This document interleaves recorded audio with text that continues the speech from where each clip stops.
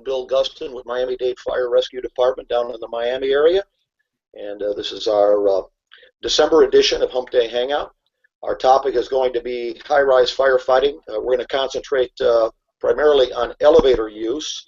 However, this is going to be one of at least 2 installments, maybe 3, because it's a big subject and a lot to talk about. I'm going to make introductions, or I'll let the participants make their introductions from in a moment, but I do want to mention and give a shout out to Key Hose. Their website is keyfire.com. When we're talking about high-rise firefighting in standpipe operations, some of the criteria for fire hoses, of course, it's lightweight, but let's look at some other just as important or even more important qualities that you should be looking at for hose in high-rise firefighting operation. Kink resistant is absolutely, hate to use the pun, but absolutely key. Because when you're snaking hose in narrow stairways and down narrow hallways, you have to have hose that will resist kinking, especially when you are operating at what could be fairly low pressures on your standpipe system in your pre-1993 buildings. I've been using key hose for years in standpipe operations and have never been disappointed. So that's my shout out for Key. It's an easy one for me to endorse because that's what my company uses. Let's start actually, instead of going from left to right or right to left, let's start with the birthday boy. Thank God he's not wearing his birthday suit, because that would not be, this just wouldn't be appropriate for this hangout. But it's the birthday boy, Mike Dugan. Happy birthday to you. How old are you, and how much do you weigh, Mike? I am 60 years old, and I'm about 275. And could you tell us a little bit about your background? I was a poor boy. I was born now. I'm a retired New York City fire captain. I've been involved in the fire service for a long, long time. And I retired after 27 years with the New York City Fire Department. About a year ago, a little over a year ago, I had a new knee put in. I'm doing great. Life is good. And 60 years old, what did Mickey Mantle say? If I knew I was going to live this long, I would have taken better care of myself. It beats all the alternatives. Getting old stinks, but it beats all the alternatives. So I'm happy to be here, and I'm looking very forward to talking with this panel about the high-rise buildings. I'm still involved with understanding the codes and what's going on, and I think it's going to be a good chat. Well, Mike, you know that you bring a lot to the table because of your background with the FDNY. So we have a lot to talk about in that respect, and you're going to bring a lot, as I said, to the table. Jason Hovelman from the heartland of America, and hello to you. Hello. Happy holidays to you and your family. How you doing? Thank you. Doing good. Happy holidays, everybody else. I'm glad to be here. I'm a battalion chief with Florissant in North St. Louis County, and I'm looking forward to the discussion today. Happy birthday, Captain Dugan. Thank you. And then our brother Dan Shaw from the inside the Beltway of the Washington, D.C. area. Dan, how are you, sir? You're on duty. You could leave at any moment. Yeah, good to be here. I'm Dan Shaw. I'm a battalion chief with Fairfax County Fire and Rescue and vice president of Traditions Training, and looking forward to a great conversation. And happy birthday, Mike. Always a good to be above ground, right? Very good. Very good. It's good to see you again, Dan. Clark Lamping from the Clark County Fire Department in the Las Vegas area. Clark, one of our purposes of this, as you well know, one of our purposes of these hangouts is to address and discuss and examine current events. You've had a couple of newsworthy events in the Las Vegas area within the last few months, and I would like you to just briefly discuss that, because it pertains directly to high-rise fire protection. If you would, Clark. Yes, sir, Captain. First incident we had was the Cosmopolitan fire. This was an exterior fire. I'm sure everyone's seen it on the news and the video of it. We will be posting that here on the website, the video and the news articles. So it was a fire on the pool deck of the 14th floor, and we believe, we meaning the fire inspectors, believe it was started by discarded smoking materials, is what they're telling us. Well, the fire extended rapidly because Turns out everything on the pool deck was made of foam, plastic, and fiberglass. Even the trees. We had fake palm trees on the pool deck, and that allowed the fire to spread rapidly through these fake palm trees. The palm tree is nothing but styrofoam wrapped with a fiberglass resin, and that caused rapid extension of that fire throughout all the cabanas. The lawn chairs were burning, and again on the 14th floor, it took us several minutes to get up there. Once we did get up there, we extinguished the fire quite quickly, but it did extend into one room, and the hotel had some smoke damage and some water damage. If we didn't get that quick stop on it, that fire would have extended into the hotel and caused some problems. Now, when I looked at that, I'm watching it happen, and I'm watching it happen live. And I'm watching all of that artificial gingerbread, high combustibility, high flame spread, high surface to mass ratio in furnishings and finishes burn very quickly.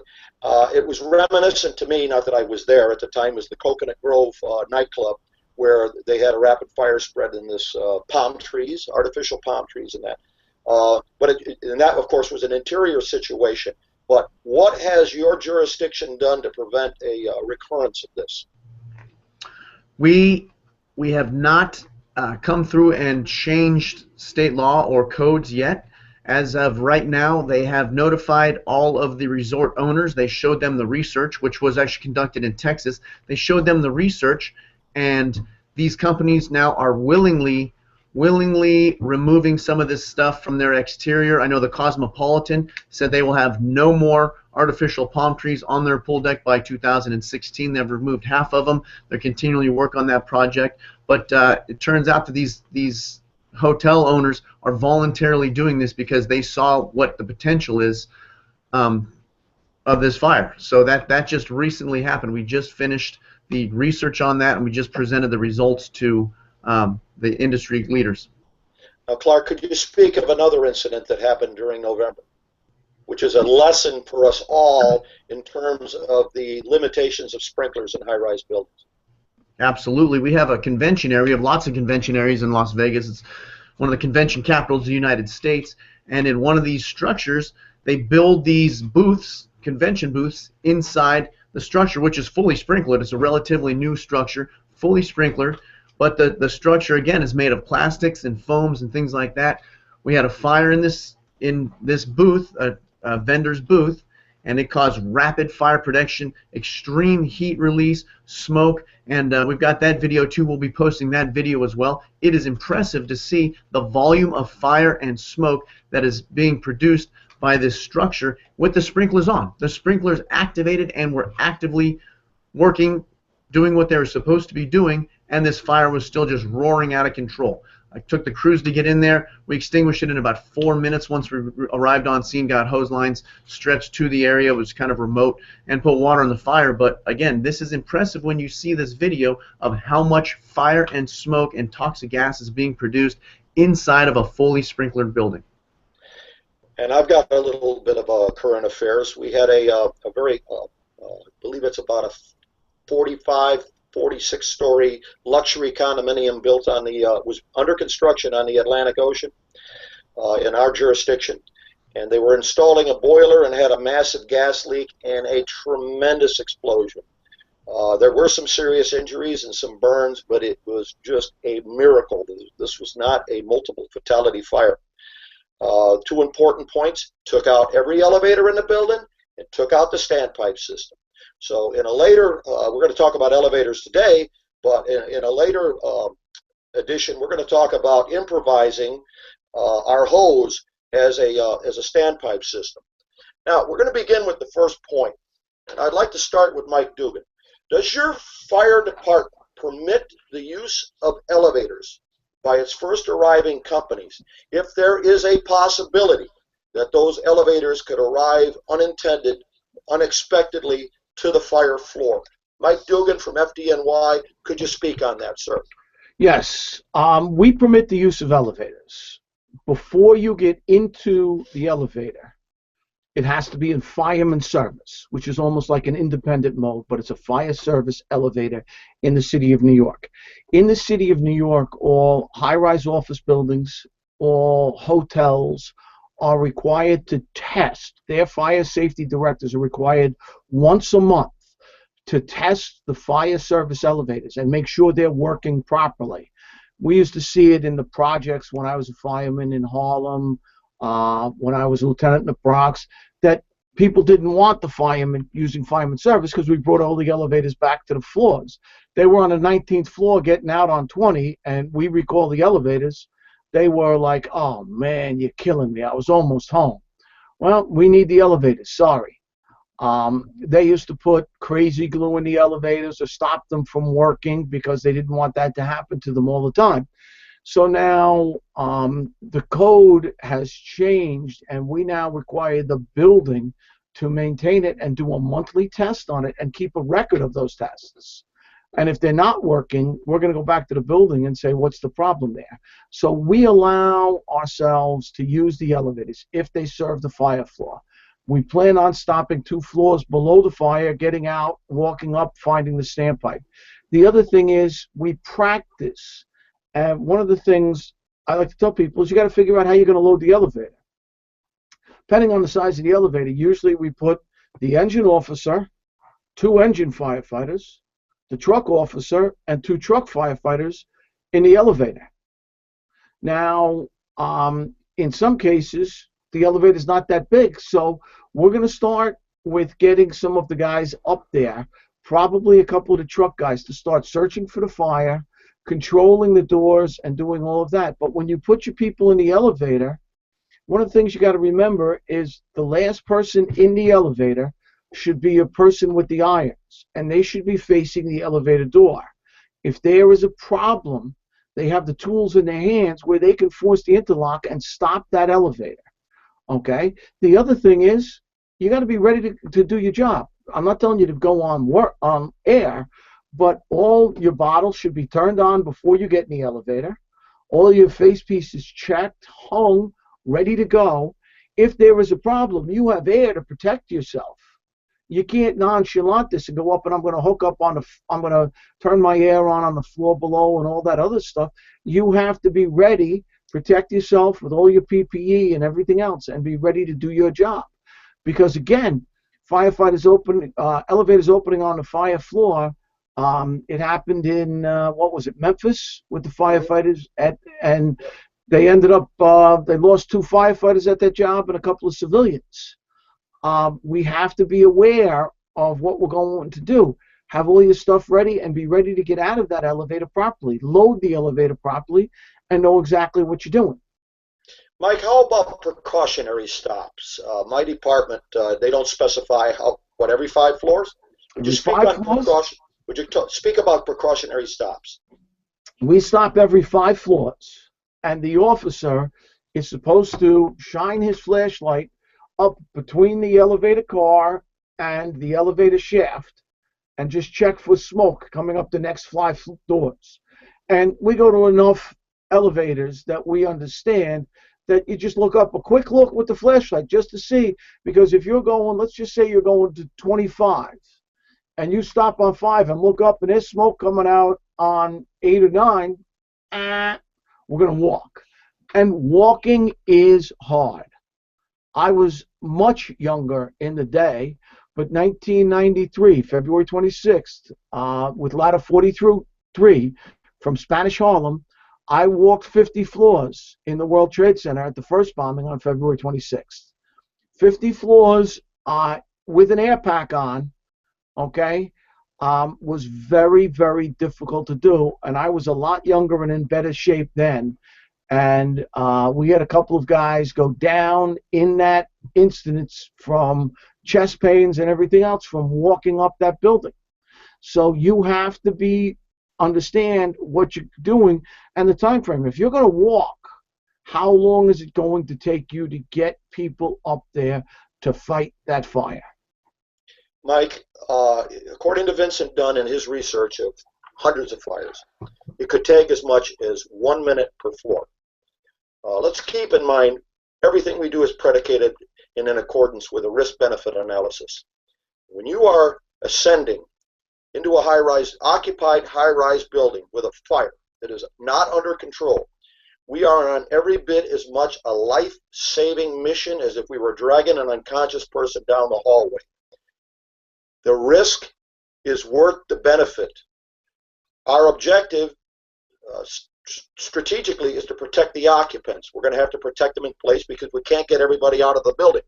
Tactically, we achieve this by putting water on the fire. Everything else is secondary. To me, departments that will not allow their firefighters to take an elevator because of the remote possibility that would arrive on the fire floor are putting the safety and well-being of the firefighters before the civilians that they are sworn to protect. This is not like a little house fire where we can take people away from the harm by evacuating them. We have to take the harm away from the people by putting water on the fire. And taking 53 stories of stairs is not putting the best interests of the public at heart.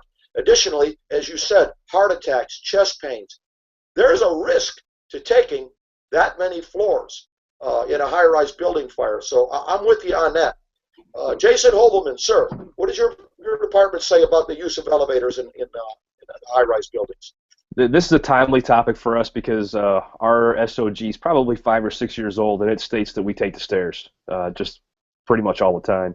But I can tell you that, as a matter of fact, tomorrow morning, staff is meeting to actually look at changing that to meet the comments that you just talked about is speed. And primarily we've only got 2 or 3 true high rises in our fire district, and the one that we run to regularly is it's all residential. It's all, in most of the time, it's elderly, disabled. It's not a luxury apartment building, and we routinely run there for alarms. So this topic came up really at a great time for us because tomorrow morning at 7:30 we're going to be hashing this out and probably revising that to allow firefighters to take the elevator to 2 floors below, exactly what you're talking about. Jason, it kills me when in my own district we have these high-rise elderly facilities. The alarm goes off. There is a fire in the building. Do not use the elevators. Evacuate the buildings. Well, that's real comforting to me when I'm on the 16th floor in a motorized wheelchair. These folks are entirely dependent upon the fire department to take the harm away because we can't get them away from the harm. My bald-headed brother, Dan Shaw, would you weigh in on this, sir? And by the way, Dan, you're just one of the many, your department's high-rise procedure is just one of the many that I shamelessly plagiarized while I was helping to rewrite our high-rise SOGs, which are not done. It's a work in progress, and it's been a work in progress for 2 years. But as far as up-to-date, concise, and something that's relevant to our situation, and Dan, and you and I have had private conversations. Your department and my department, in terms of size, demographics, the areas that we protect are very similar. So yours was one of the first that I referenced. But Dan, if you could speak on the elevator use in your department, sir. Yeah, I mean, absolutely. We learned our lessons from what Mike talked about. I mean, we didn't reinvent the wheel when we did our manuals. We looked at Chicago, we looked at LA, we looked at FDNY, and then applied it to what we have. We don't really have many 100-story high rises. Ours are routinely between the 20 to the 50-story range. Tyson's Corner, one area of Fairfax, now is booming with high rises, so that's going to probably change a little bit for us. But for the most part, we absolutely want our guys to use the elevators with some contingencies in place, and very similar to what the FDNY has.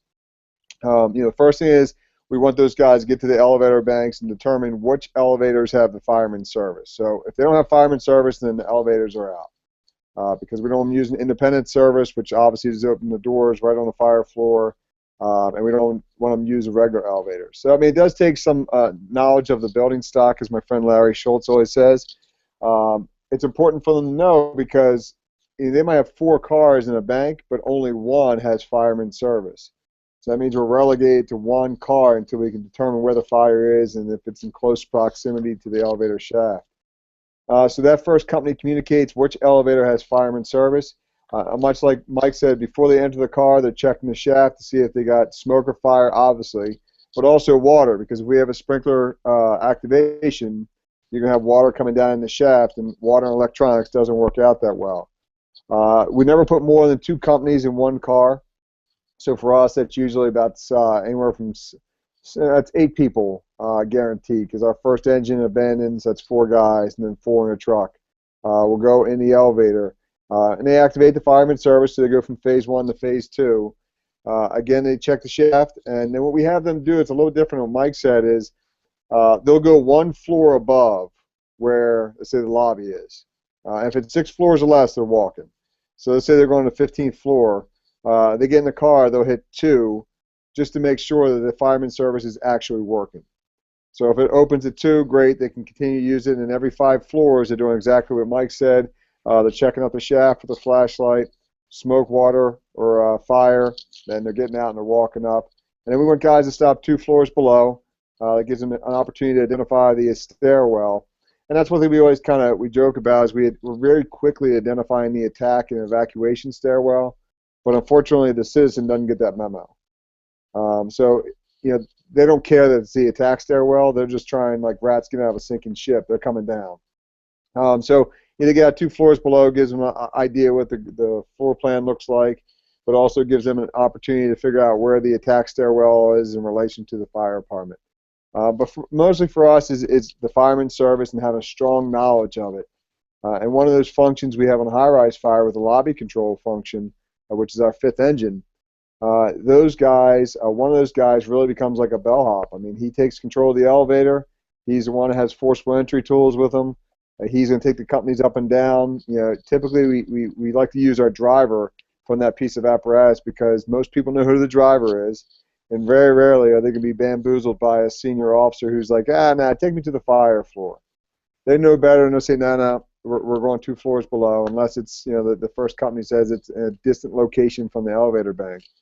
And we really want to have that person has to have the knowledge of the elevator operations. And you can never discount that, because there's plenty of situations, whether it's Memphis, and I think Chicago had a situation where companies got trapped in the elevator car. So having knowledge of how the cars operate, but also knowledge of how to get out of the cars, whether it's a top hatch or if it's a side hatch or breaking the interlock, really is important. And as Mike said, we want to make sure that one of those guys in the first company, that forcible entry guys towards the front of the car, and also once we get later in the incident escalates, that lobby control engine, that guy who's in the elevator car operating it always has forcible entry tools with him. Okay, excellent. I'm going to just, before we get to Clark, because you said something that set off a light bulb in my head. Very dim bulb, Dan, but a bulb nonetheless. And this is one of my questions, because this is a dilemma that we're experiencing on my job right now when I'm writing this SOG. And I'm not the only guy that's writing it, but I'm on the committee. We looked at several high-rise SOGs that require the first arriving company to be lobby control or building systems group. Should this take priority over getting an investigation team to the fire floor to report on conditions? Well, I think you and I, Dan, are preaching to the choir here, but there are departments and there are chiefs on certain departments that want that first arriving company, whether it's an engine or not, to assume the lobby control and systems control function. Now, I'm not in agreement with that, because I think that everything is secondary to assessing situations up on the fire floor, and our strategies are predicated on an assessment of those situations. Now, you're telling me in Fairfax County you don't allocate people to a lobby control function until the 5th engine arrives? Yeah, so historically it used to be always the 3rd new engine for us, and the high-rise fire is not the most frequent fire we run, but it's obviously one of the most high-profile we run. Mostly, as you guys were saying, the reflex time is substantial, and we can't apply residential tactics to a high-rise fire because of that delay of getting water to it. But I think if we've learned anything, whether it's wind-driven fires or fire behavior, the most important life-saving function we can do is put water on the fire. So we didn't diminish the importance of lobby control, because we have a very set jobs for that lobby control. Those 4 guys all go to the building system. One takes the elevator. The other ones are in the lobby doing lobby control, controlling units and the occupants. But we add a 5th engine to that box alarm, because most of our other box alarms are 4 engines. And that 5th engine now will fill that lobby control function. And that guarantees that we have 4 engines and 2 trucks and a rescue company, all committed to the fire floor and the floor above, all in suppression and keeping that fire compartmented. I guess the analogy is, I remember reading someone's book, I can't remember what it was, but the analogy of the high-rise, like the human body, and that core system where we're sending that lobby control is like the heart. Well, I mean, doctors don't go to the heart when they have something that's arterial bleeding. They go take care of it right at the site. Then they work their way back and take care of the body. Well, we want to go right to the site and stop the bleeding and put the fire out. Then we can control the building systems and everything else. So it's very important lobby control function. I'm a huge proponent of it because there's so much knowledge that has to go into it, of understanding building systems and how to use the intercom, like you were just saying, so you can tell the occupants they can protect in place when the fire's 17 floors away from them. But getting water on the fire is of paramount importance, and we learned our lesson from it. And common sense told us, hey, let's put more units to make sure we get evacuation taken care of and lines on the fire. Then we can start controlling the building.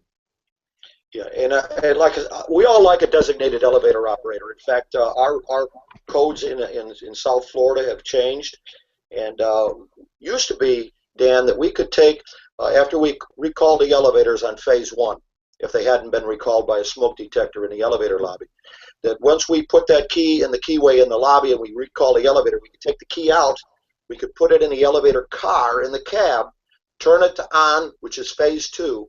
Take the key out and go to another elevator and do the same thing, and again and again. Now we have these keys that, with new firefighter service, fireman service, can't take the key out. Can't take the key out. So it begs the question, what are we going to do? This design is predicated on a designated elevator operator.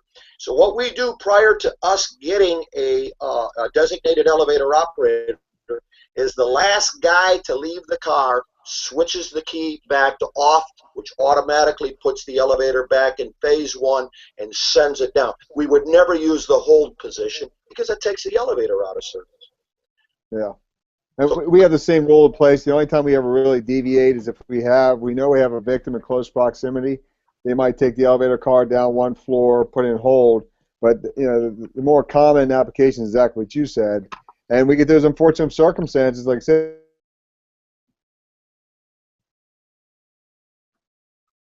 Okay, I've lost you there. Guys, after that incident, when they have to hump up there. Clark Lamping, sir. Same questions for you. Does your fire department allow the use of your firefighters, first arriving firefighters, to take that elevator if it could possibly go to the fire floor? And what is your thoughts on lobby control at designated elevator operators? Fortunately, in Clark County, we have these mega resorts. We don't have a lot of residential high-rises. The majority of our high-rises are obviously hotels and casinos. And these resorts are huge with huge footprints. Now that's both beneficial and cumbersome at times. So with our fire protection systems being so good in Clark County, first arriving rescue, they get to the fire control room, and within about 5 minutes, we've got a pretty good idea of where the fire is and where the smoke is and where the smoke is traveling to. So what our plan recommends is, yes, we absolutely take the elevator, but we will take an elevator that is remote, in a remote area of the building. And we have plenty of elevators. I've got hotels in my first name with 60 elevators in the hotel. So I can absolutely go to another wing of the hotel, take a freight elevator that is 500 feet away from the fire hotel room, and take an elevator up that. So that is what our plan recommends. But it sounds like our plan is very similar. In fact, we probably got our plan from New York and Miami and Los Angeles and San Francisco, Denver, and it's the same thing. We're going to check the operation before we get in. We're going to use the flashlight, check the hoist weight, check for water, smoke, things like that every 5 floors. We're going to do all that. I do like the idea that Chief Shaw said that stop on the very first floor. Make sure we have that elevator functioning correctly. I'm going to recommend that to my folks. And my high-rise plan states that the first 4 arriving companies become investigations group. They go up and they look for the fire and they establish the division once they locate the floor the fire is on. First 4 companies, no matter what their engines or trucks. First 4 companies, that's going to give me 12 firefighters on the fire floor with two drivers establishing a water supply and hooking up to the building systems. Now I've got a couple chiefs on my job, couple battalion chiefs on my job that are slightly deviating from that plan, and they're saying that the first truck company on scene is going to be lobby control. And the reason they say this is because in Clark County, the truck companies do all of the elevator rescues, and we have an enormous amount of elevator rescues. Obviously, every building has 40, 50, 60 elevators in it. You fill that full of drunk people on a Saturday night regularly. Just about every single shift, we are pulling people out of elevators, and that duty falls on the truck companies. Truck companies have all the tools. We have all the keys. We are in these buildings all the time. So the truck companies on Las Vegas Boulevard are extremely proficient at elevator rescue and elevator maintenance. So with that being said, these battalion chiefs say, I want the guys that are the most comfortable with elevators being lobby control and running my elevators on a scene.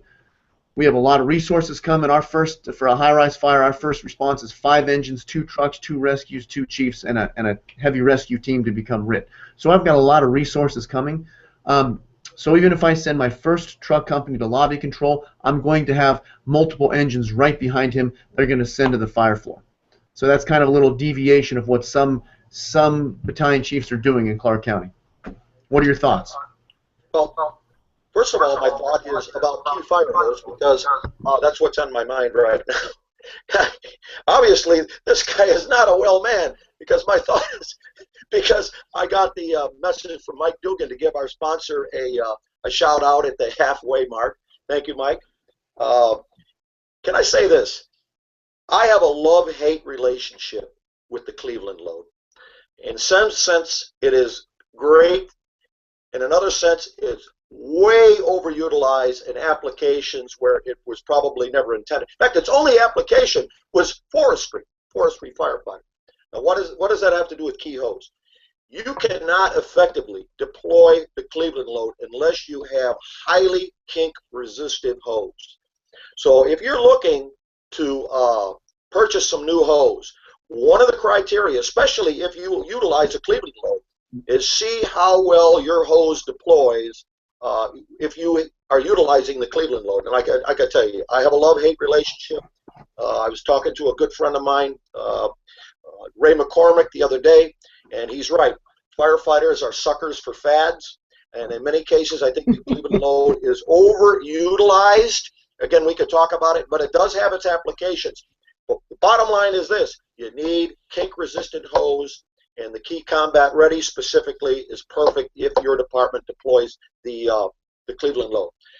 Now, in answer to your question, I think we're all pretty much in agreement that, and I'm very pleased to see that we all are on departments that put the well-being and the life safety of our civilians that we are sworn to protect ahead of firefighters. But having said that, we're weighing the risks against the consequences, and we are using elevators effectively.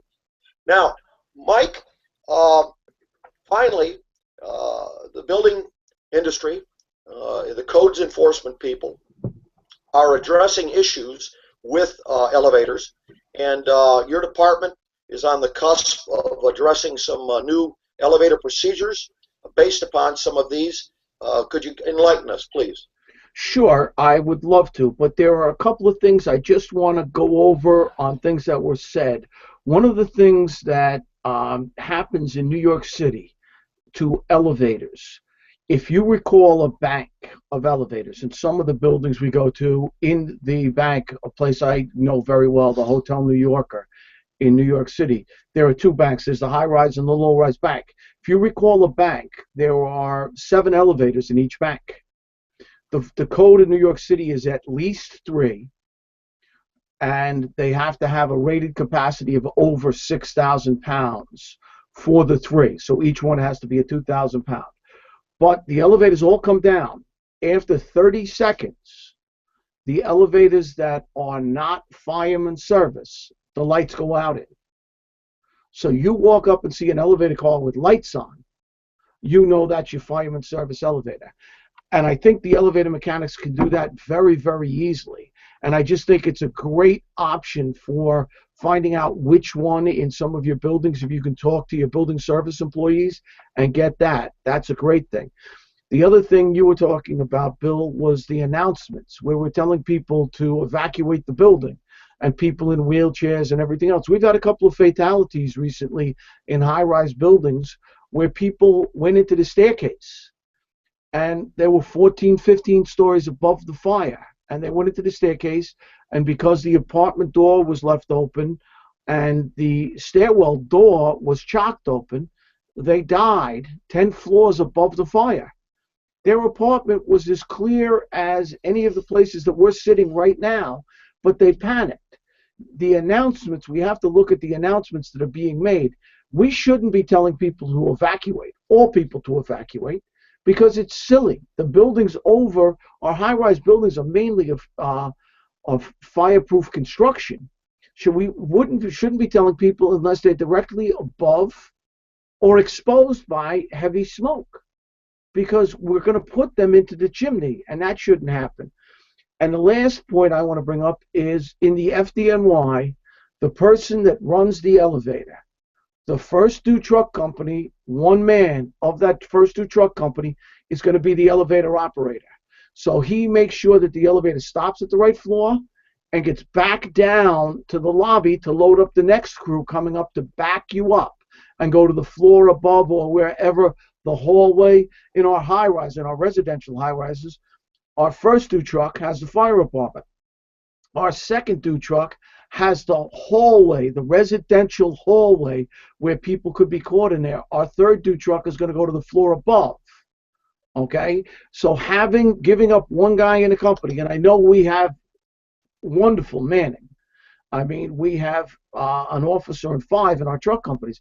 We're going to leave that one person running the elevator. They hate it a lot of times, but it's their job to make sure that the elevator is going properly. We're also going to get the guys on the floor above they're always going to have in our high-rise fires, residential, they're going to have our window curtains. They're bringing those up, so if we have a wind event, they're going to have those there. So these are just things you have to have a planning for what you're going to do, how you're going to operate that elevator. Because, again, some of the elevators, we've had issues where if you take it out of fireman service up there, the elevator is now stuck because it can't go in and out of fireman service except on the lobby floor. So if you turn it out of fireman service on that floor, the door closes and the elevator stays at that floor where you got out of it. So these are just some of the things that you have to find out in your buildings, how the systems in that building work. And now the new codes for elevators are going to be very interesting because, worldwide, we have some of the buildings we have. A guy I know was just out in Dubai in a 160-story building. There's no way that occupants are going to walk 160 floors for a fire in that building. So in the new codes are the occupant evacuation, occupant egress elevators, EOEs, occupant egress elevators. They are in an enclosed lobby, fireproof, with access to the staircase. And those are for the occupants, and there should be a digital display telling them where the elevator is and how long it is until that elevator gets there, and whether the elevator is going to come for them, or if they're in a situation where they're too close to the fire, use the stairs and go down a certain number of floors and then go back into the elevator lobby. The new firefighter rules are going to be they're called Fire Service Access Elevators, FSAEs, okay? The proposed enhancements include protection from water, okay? They're supposed to have some kind of a lip to stop water from going in there, protection from smoke and heat, protection of primary and backup power supply, and access to a protected lobby, again, a fireproof enclosure, and a stairwell containing the standpipe. So this is going to be very, very interesting because, again, all of our procedures are going to have to change because in some of our buildings, they're building some new buildings in New York City, some high-rise buildings. We're going to have the occupants use the elevators to get themselves out, and that changes everything we do. Yeah, I understand. And it's a necessity, and especially if you're operating in a building that is filled primarily with older people. They call us when the elevators are out of service, even though there's no one trapped in the elevator because the building is out of service. Jason Hovelman, sir, this is one of these sounds nice type of things. Always bring tools with you to break out of an elevator if the elevator should stall, which is risky in of itself and has to be predicated with a risk-benefit analysis. But my question to you is, does your department permit and train personnel to force exit from a stalled elevator? I'm not talking about what Mike was talking about, which is just prying the car doors open a little over 4 inches to stop the car. I'm talking about completely breaking your way out of a stalled elevator. What's your department's philosophy on that? The one building that we primarily train on is one that luckily the owner and management team allows us in there quite a bit. We do have some training, although it's been limited as far as getting out, but they are allowed, depending on the situation. It's got to be almost an ideal H atmosphere before we want them even attempting to break out of an elevator. If it's just stalled, the SOG is for them to call for help and wait, because we don't know what caused the elevator to stall. We don't know where they are in regards to floor. Last thing we want them to do is try crawling out and that thing starts moving around. So that's kind of where we are with that. Yeah, it has to be worth the risk. And like I say, it would almost have to be an ideal H atmosphere. I mean, that's my department's philosophy. That's my philosophy. I wrote an article on breaking out of elevators and talked about the mechanical door restrictors. And in the article at the end, I said, in these practices, what I'm talking about is you're going to pry open the car doors, you're going to take a hook, you're going to either reach up or reach down, and you're going to grab the cam lock and you're going to open up the shaftway doors. Sounds good, but at the end of the article, I wrote, these techniques should only be practiced under the direct supervision of a licensed certified elevator mechanic. Can you imagine? Can you imagine any elevator mechanic in his right mind standing there watching you do these things in an elevator that he has responsibility for? It ain't going to happen. Dan, what is your department's thought on breaking out of elevators, a stalled elevator? I mean, it sounds like a great idea, but we don't really train on it. You know, it's one of those things that, you know, the first problem is that elevators isn't part of the required curriculum for Firefighter 1 and 2. So we add elevators into the curriculum for our recruit schools, but the last couple of recruit schools, because of the push to get out for staffing, some things have to get you know, minimalized, so they don't get a whole lot of elevator background on it. So yeah, we allow it, but most, I would tell you, what we really teach the guys is the amount of force on the interlock to get out of it. But you know, much like New York, we have a manual for everything. And I'm fortunate enough I get to chair the committee that writes the manuals for the Nova region for the 5,000 members in this area.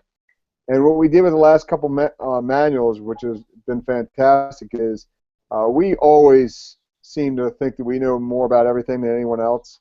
So with the elevator escalator manuals, we realized that did we ever give it to an elevator person?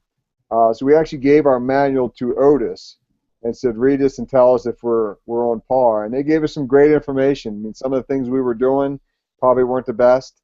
Some of our basic operations for how we would get people out of stalled elevators, we're doing nothing really creating headaches for them, but also not allowing them to be able to pull the codes off the elevator to fix the problem, because we would reset the elevator and power, so they would get no codes. They would just have to wait till the next 3 o'clock in the morning stalled elevator call and hope we don't reset it. So they gave us great stuff, and we've been dealing with a lot of new type of elevator cars, the Otis machine room-less elevators, because it has a really thin belt that goes in the back, so everything's contained on the car, so you don't have a need for a penthouse. And everything's controlled by a panel that can either be up in a room they still have if they're changing the elevators from traditional ones, or it can be a panel down by the front. So yes, we do it, but very, very limited. If we really get into a deep extrication from an elevator car, we have those assets with the technical rescue team that really switches from being a basic extrication to more of a rescue. But if anything is, don't ever discount the people who work on elevators every day. the input they can give you for us in operations when it's an emergency situation, because we benefited greatly from that. Clark, same question for you. Does your department permit or teach techniques to break out of a stalled elevator? Yes, sir, we do permit it, and it is required that whoever is going to operate the elevator, he must have irons with him. So we have a dedicated elevator operator who does have a set of irons with him at all times. One thing we have a lot of in Las Vegas, I'm sure it's across the country, is blind shaft elevators. We do not recommend the use of blind shaft elevators for firefighting operations. Obviously, if you're in a blind shaft, your irons are going to do you nothing if you're 30 floors away from a door opening. So we prefer to use freight elevators on high-rise firefighting operations. Two reasons. First of all, a freight elevator will stop at every floor. It has a higher weight capacity, and they're usually more user-friendly for firefighters. It's not all the bells and whistles that the passenger elevators might have. So we primarily go to freight elevators for firefighter rescue. As far as breaking out doors, we don't train on that, obviously, because it's tough to find a building with just spare elevators you're allowed to destroy. So just you have to be cautious. If you're using elevators, I'm going to recommend that you stay out of blind shaft elevators. Yes, and just understand the risks. And the risks of breaking out of an elevator is that that elevator, while you're sliding out or climbing out, that elevator could move unexpectedly, and your firefighters would die a horrible death. The other is that you would slip out. When an elevator is stuck between floors, you would slip out and slip right up underneath the elevator cab and take the express route down into the pit.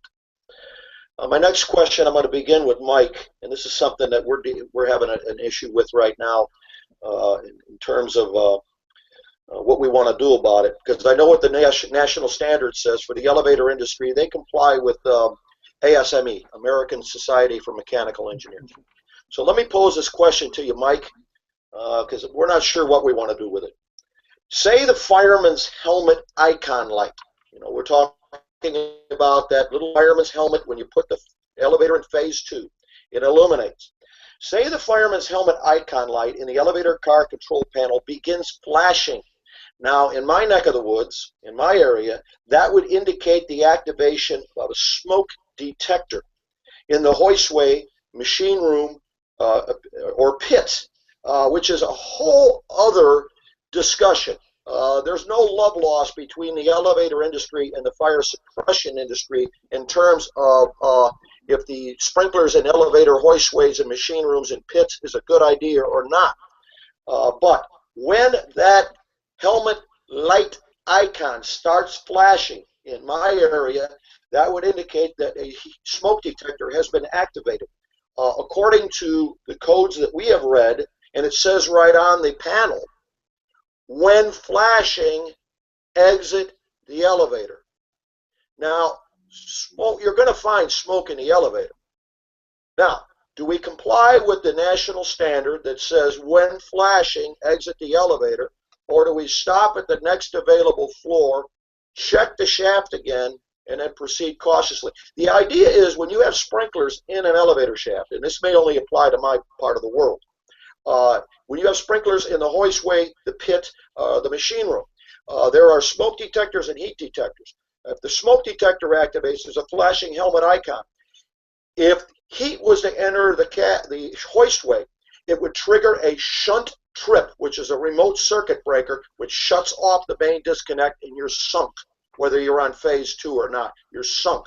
Hence, the flashing icon at the activation of the smoke detector is supposed to get you out of the elevator. You have any thoughts on that, Mike? Yeah, I do. And just before we get to that, Bill, real quickly, one of the things we did at the Fire Academy, when we built our new high-rise trainer, we went to the elevator service industry. They made us doors so we could practice on the doors. We could practice, number one, getting occupants stuck, because we go on elevator emergencies all the time. People are stuck. But when you train the guys and you show them the inner workings of the elevator, now if they're stuck in the elevator car, they know how to reach up with the hook and use the chain and the bicycle chain that drives the door and open up the door from the inside. to stop it, to get them out, and everything else. They know all the ways from both ways because they built us the doors, and we have an outside view, and then you walk around the corner, and now you're looking at the inside. So the fire service and elevator mechanics don't get along well because we break their elevators a lot of times when we go to get people out. And they have tricks, and they've given us tools, showed us how to use them. I think it's incumbent on all of us to develop a working relationship with the local elevator mechanics and have them come to the fire academy and show us what they do, or go to a building, meet us at the building and show us. We don't want to break your stuff. We want to get them out of there early, because once we break the door, we have to now secure it before we can leave the premise. So we want to make sure that we have people who are there. And I think that's part of what we do. The idea of the smoke and the flashing helmet light indicating smoke in the elevator machinery room. And it's normally, again, it's knowledge of your building. If it's an upper roof elevator machinery room, I'm expecting smoke in there. Because the elevator is like a subway, it's dependent on air movement. It has a smoke hole in the elevator machinery room, they called it a smoke hole. It allows the air to move back and forth. So you're going to get that smoke detector to go off. As long as you know where the elevator machinery room is, and you've done your check up the shaft, I think you still use that elevator. If you see heavy, heavy smoke pushing out of that elevator, out of the hoistway, 4 floors up, no, shut it down, because you know that the sprinkler is going to go off. The elevator lobby sprinkler is going to go off shortly if there's that much smoke. And now it's time for you to get out of that elevator car. But again, it's your knowledge of the buildings, your knowledge of the conditions, and being aware and sizing all that up. And you have to do that. A good company officer will make those decisions. I don't think there's any set thing that we should have these people do with these buildings because they're so fluid. I hear you. And we're talking about door mock-ups. I was recently in Las Vegas, and I was totally impressed, Clark Lamping, on your department's array of training simulators, hoistway and car door simulators. Could you speak on that for a minute, Clark? Because that was highly impressive. Yeah, we're really fortunate. I've got a couple battalion chiefs on the job that they are very, very proficient in elevator rescue, and they've actually gone as far as to contact elevator companies, locate buildings that are going to be demolished, elevators that are out of service, and they have built themselves elevator door mock-ups, about 6 of them, 6 different manufacturers, different types, and just like the Captain Dugan was saying, the inside and the outside, so you can have a guy on the one side and he's manipulating the door, and the guy on the other side can watch the actual tool using adjusting the mechanics of the door. So just phenomenal work. And these things are on wheels. They put them on a trailer. They drive them around at different stations, drop them off, and we use them, things like that. It's a necessary tool in my jurisdiction. Like I mentioned, we go to elevator rescues every day, and I've got elevators from the 1950s all the way to 2015. And I've got certain buildings that are so old that they've got elevators from all different generations in them. So we have to know what we're doing in all these different elevators, and these guys really put on a fantastic class. If anyone's interested, I could put you in contact with them, maybe bring them out to your jurisdiction and see if they'd be interested in teaching your guys. Real good. It was highly it was really enlightening. In fact, I was envious. Jason, does your department weigh in on that? I mean, it says right on the panel, when flashing, when that elevator helmet flashes, that you're supposed to get out of the elevator because it's indicative of a smoke detector being activated in the shaftway or the machine room. Does your department have any policy on that? I don't think we've got a written policy on that other than when we've trained at that building, and we're real fortunate, like I said, that they actually let us stretch and flow lines in that building anytime we want to do it. And we go through the elevator system quite a bit, and the discussion's always been kind of like what Captain Dugan said. You know, ideally what we've told them to do is stop the elevator, check the shaft, find out, see if you can see anything in the shaft, because you don't. It may be the top of the shaft, and in that particular building, it is on the roof where that's going to be. So it's a good likelihood that there's going to be smoke at the top. So we kind of leave it to officer discretion based on conditions and what they find. Okay, I hear you. Same question for you, my bald-headed brother, Dan. This has to Yeah, I do mean, with the flashing helmet icon. yeah, we're pretty clear on it. If it's flashing, I mean, obviously, as you said, it signifies that there's a smoke detector, a heat detector. It's actuated somewhere in the machine room, the hoistway, or the pit, and that elevator car, and that hoistway is out of service. So you're going to be hoofing it or hoof for another fireman service. And I think most of that's because we're not we don't have the number of reps that like someone like Clark does with elevator cars to be able to delineate between when should we use it. So we just simply say if you got smoke in that shaft, for the same reason we say when you look up the shaft and you see smoke, fire, water, get out of the car. So we just go ahead and say if that's flashing, you're done with that car. Yeah, I hear you. And a lot of this comes back to pre-fire planning. I think that the 4 requirements for successful high-rise operation is pre-fire planning for one. Absolutely pre-fire planning. In order to control the building, you have to be able to control its systems. So and it has to be building specific. So pre-fire planning. It's not every day that we get a fire in a high-rise building, regardless of where you are, including New York City. So we've got to be familiar with the buildings, and we have to have. We're going to be proficient in hose management, hose stretching and advancement. That will be the topic of our hangout on January the 13th. And I have a multitude of things that we're going to talk about, and there is a wide range of opinion when we're talking about stretching and advancing hose lines from standpipes in high-rise buildings. The third is physical fitness. And the last is making sure you're taking the right hose and equipment with you when you go up into the building. We've got about 3 minutes out. I'd like everybody to just whatever's on your mind, within reason, of course. This is a family show. And I was going to say whatever comes off the top of your head, but the only thing that came off the top of your head, Dan, is your toupee. And it'll be a windy day there, so I don't know that you noticed that, but I would recommend a little bit more double-sided tape for you, my friend. But if we could start with Mike, any closing comments?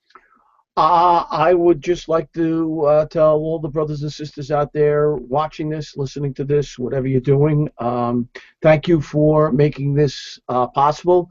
I would like to thank our friends at Key Hose for making this possible. That's keyfire.com. They really support us, and we deeply appreciate it. I'd like to wish all of the people out there and all of my brothers on this show a Merry Christmas. If you celebrate Hanukkah, Happy Hanukkah. If you celebrate Kwanzaa, Happy Kwanzaa. I really don't care. I just wish you the best. And to all of us, a happy and a safe New Year. Be well, and thank you for the brotherhood, the sisterhood, and for all of the birthday wishes. My Facebook page is on fire with birthday wishes. Thanks a lot. I appreciate it. And I'm glad I'm here for another year. Oh, thanks, Mike. Feelings are mutual.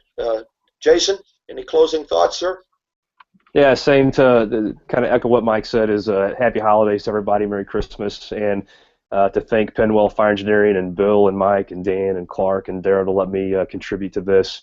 I really appreciate it, and wishing everybody the best in the upcoming year. And I also want to mention our good friend Darrell Liggins, who's on duty and probably on a call right now. And a great shout out to him. Again, and congratulations. He was recently promoted to captain. Fine fire officer, fine gentleman, and a fine family man. And I feel so fortunate and proud to be able to teach with Darrell and all you wonderful guys. Dan, any closing comments, sir? No, it's great to be amongst this merry band of brothers here, and I hope you guys have a great holiday. And it's great to have these conversations. I think specific to the high-rise stuff is understand this is a low-frequency event we run, but it's typically pretty high-profile. And even if you have a mid-rise, it's good to reach out to these other departments like we do it in this panel and see what other people are doing and learn from them. And understand you can't apply residential tactics to a high-rise fire. But other than that, great stuff. And, hey, hopefully I'll see everyone tomorrow at 1 o'clock. We're doing a fire engineering webcast with myself and my brother from another mother, Doug Mitchell. with 25 to Survive. So it's free and sign up. It's good for the holidays. Uh, for anybody who has not seen Dan or Doug, either at FDIC or on one of the webcasts, you're really missing out. And I'm talking as a firefighter with 42 years in this profession. I learn something every time, which I shamelessly plagiarize, of course, and put in my presentations and articles. But every time, and I go every year to FDIC, I see Dan and Doug because they change it up every year. They make changes every year. So if you ever get an opportunity to see Dan or Doug at a presentation or their webcast, by all means, I really encourage you. You will not be disappointed, and you will walk away a much better firefighter and fire officer. How about my brother out there in Las Vegas? Any closing comments? Yeah, again, Merry Christmas, Happy Hanukkah, Kwanzaa to everyone out there. As far as elevator use goes in high-rises, just what Captain Gustin said, you've got to pre-plan these buildings. You have to know what you're up against. Please, please, please don't make the mistake of the first time you're going to try to manipulate an elevator in fireman's service to be when the building's on fire. You will fail. You will fail, and people will get hurt if that's what you're going to do. You need to be proficient in elevator use. You need to know what elevators are in your jurisdiction, how they operate, who to contact, and pre-fire planning. That's it. That is absolutely it. My closing thought is this. We're looking at the holidays here. I happen to be on duty on Christmas Day and New Year's Eve, and I feel privileged to do that. We are in a special profession. We can't take a day off. I want to shout out to three distinct groups. They're all in public safety, public service, and they all keep us safe. First is the veterans. No Christmas for them. No comfortable family environment. They're in a very hostile and dangerous environment. The next is the police. God bless them. They have taken such a beating lately, such a beating. For every bad cop, there's thousands and thousands of good cops that are out there keeping us all safe, not just as civilians, but as firefighters every day. They don't get Christmas or New Year's off either. And then to all my brothers and sisters that will either be on duty or be on call, if they're volunteers, on Christmas and New Year's. So God bless you all. Happy holidays. Merry Christmas. And may God bless you and keep you safe. And we'll see you next month on January 13th. Take care.